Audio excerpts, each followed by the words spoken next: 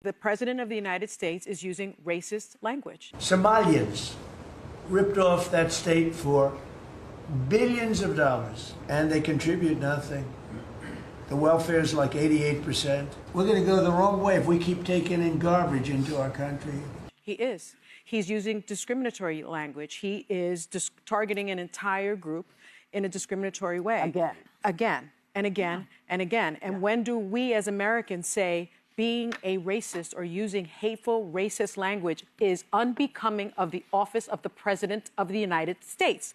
We need to be able to say that, and we need to be able to say it out loud. But to your point, Whoopi, about is this a distraction? Will his base care about, will they care, or do they care about other things? I mean, if you look at it right now, he also said during this cabinet meeting... well, I'm about to just bring that up. Yeah, because he says affordability is a con job. Is it, though?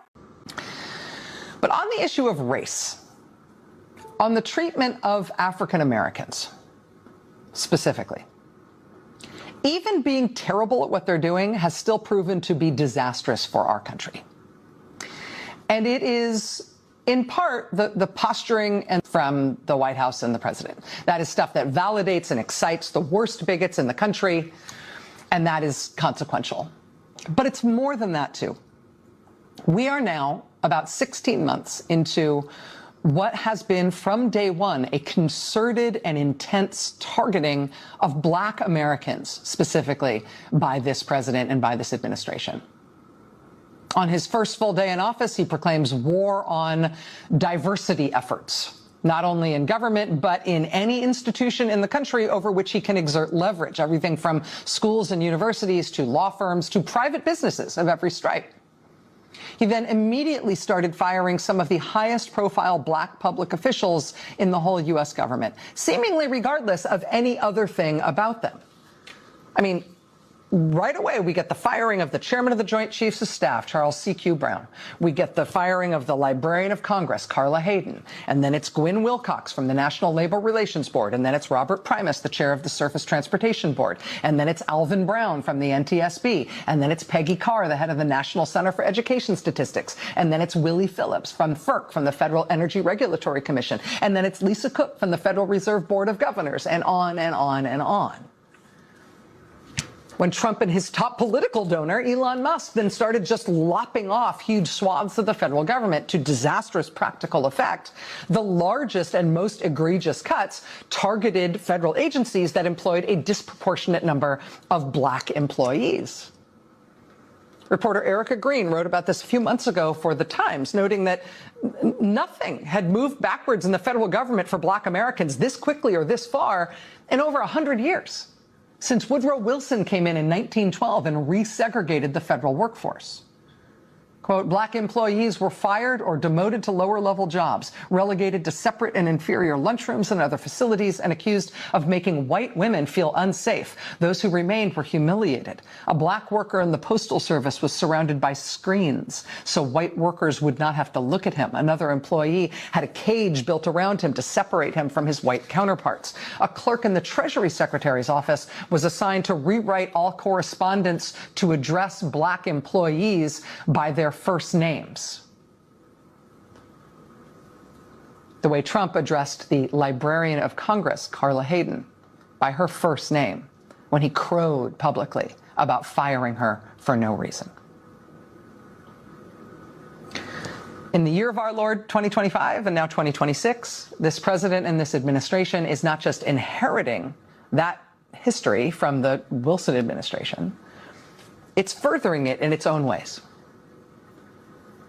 Since 1965, there has been an executive order in effect. It was signed by Lyndon Johnson, 1965. Since 1965, all federal contractors have been banned by executive order from discriminating on the basis of race, color, religion, sex, sexual orientation, gender identity, or national origin. Donald Trump rescinded that 1965 rule on his first full day in office. Less than a month later, Trump announced another rule change. They rescinded Clause 52.222-21 of the Federal Acquisition Regulation, which doesn't sound like much, but I'll tell you what the title of that is. It's Prohibition of Segregated Facilities. That's what Trump rescinded less than 1 month into being back in the White House. That section reads, quote, "The contractor agrees that it does not and will not maintain or provide for its employees any segregated facilities at any of its establishments, and that it does not and will not permit its employees to perform their services at any location under its control where segregated facilities are maintained."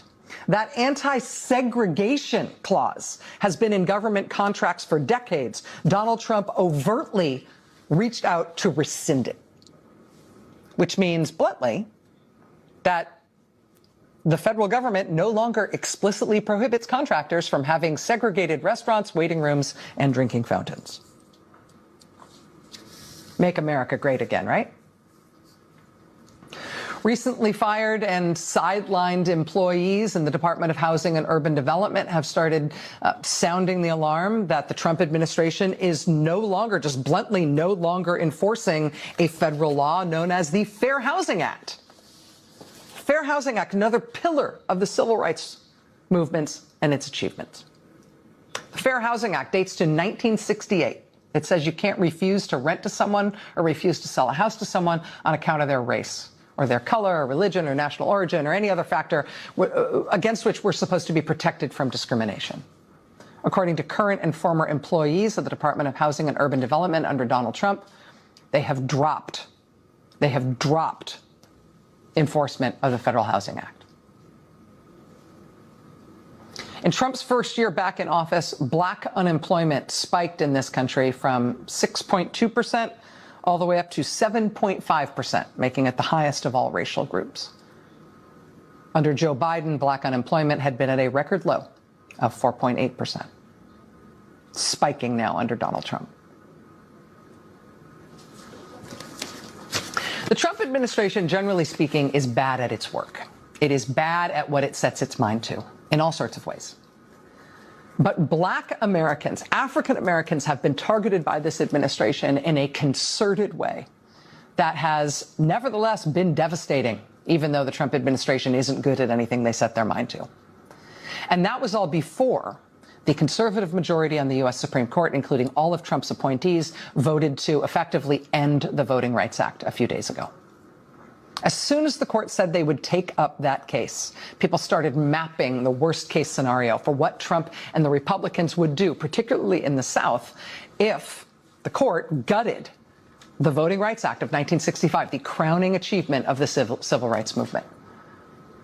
And the before and after looks like the snapback after the end of Reconstruction, after the Civil War. I mean, look at the state of Louisiana there. A third of the population of Louisiana is black. Louisiana's Republican governor canceled congressional elections that are already underway in that state to rush through new maps that will presumably make sure that even though 1/3 of the population of that state is black, there will be no black representation in Congress for Louisiana at all. South Carolina, 1/4 of the population is black. They have one majority-minority district represented by an African-American Democrat, Jim Clyburn. They are going to try to get rid of that one black district so that South Carolina is all white, all Republican in representation, while 1/4 of the people who live in that state are black. In Tennessee, 1 in 6 residents is black. Republicans now want to make sure all 9 congressional seats in Tennessee are white. All 9 of them. They want it to be 9-0, white and Republican, when 1 in 6 people in that state is black. In her dissent from the majority ruling, Justice Elena Kagan said it will likely cause the largest reduction to minority representation since the end of Reconstruction. She probably didn't need to use the word likely there. The war on black Americans that is being waged by this president and this Republican Party is one of the only things they have put their mind to in this past year that they've actually done pretty well at. A comprehensive attack on black public officials and black public power. A comprehensive attack on black public officials in the federal government, black employees in the federal government, black representatives in Congress, and now all around the country, where everywhere Republicans are in charge, they are scrambling to make sure that black public officials can no longer hold office. We're going to talk tonight about the pushback against that and the strategies to make them pay for it, both in Louisiana, which is ground zero here, and around the country. We're going to talk tonight about some surprising pushback from churches and the clergy. We're going to talk tonight about a blistering takedown of Trump and the administration in federal court in Washington in a most unexpected case. But big picture here, we are in the middle of something really radical in this country, not just to get rid of our constitutional republic, to replace our form of government with something else, but to get rid of the multiracial democracy that our Constitution is supposed to protect. It is a war on Black America. The fight to save it is looking like it's going to be the fight of all of our lives. More ahead tonight. Stay with us. For years, Donald Trump did everything in his power to try to make people fear us. See, his limited, narrow view of the world made him feel threatened by the existence of two hardworking, highly educated, successful people who happen to be Black.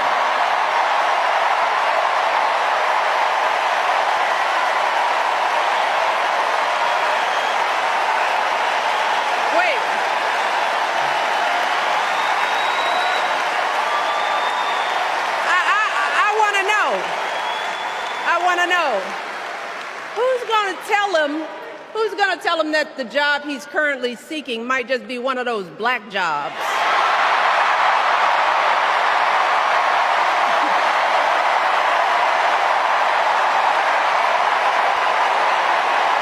Look, it's his same old con. His same old con. Doubling down on ugly, misogynistic, racist lies as a substitute for real ideas and solutions that will actually make people's lives better. It's more racism. Because essentially what you're saying is that Black people, we know y'all know all about going to jail. To be clear, this guy has 34 felonies. I've never been arrested for a traffic ticket. I do want to be clear that there are Black folk that haven't actually experienced jail. I have been in jail, obviously, as a former criminal defense attorney. But I do want to be clear that, as Kendrick Lamar says, they are not like us. He is not like us. So for my clients, I've never had one that had this many charges pending against them. But I've never had anybody come close to him and somehow still be walking free pre-trial. That's not how we get treated when we end up getting locked up. When Trump said that migrants are stealing Black jobs, we know the type of jobs he was thinking about. It's like this, and this, and this. But these are stereotypes. But you know what? I'm here at the 84th Grand Conclave of Mega Psi Phi Fraternity. What better place to ask, what type of jobs do African Americans have? Because obviously, it's not the stereotype. What do you do for a living? I'm a retired New York City principal. What do you do for a living? I work in sales in Columbus, Ohio. What do you do for a living? I do technical sales. I build public safety networks. I'm a supervisor for a catering company for the airlines, so I make sure everybody's safe from going home at night. Software engineer, Kennedy Space Center. Attorney. I work for the district government. I'm an IT guy for Northrop Grumman. I'm an IT project coordinator on the online tech business. What I do for a living? I'm a software manager. Sales. I'm an NCIS agent, federal agent, and a polygraph examiner for them. I work for a nonprofit organization that supports families and individuals when they experience some level of trauma or stress. I'm the AVP of Program Management. I manage project managers and business analysts all over the world.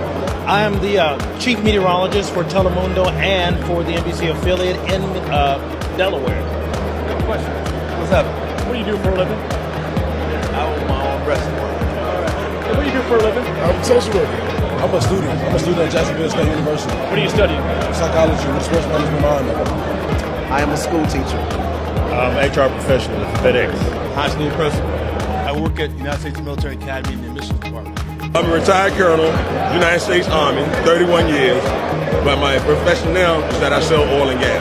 I am a physician.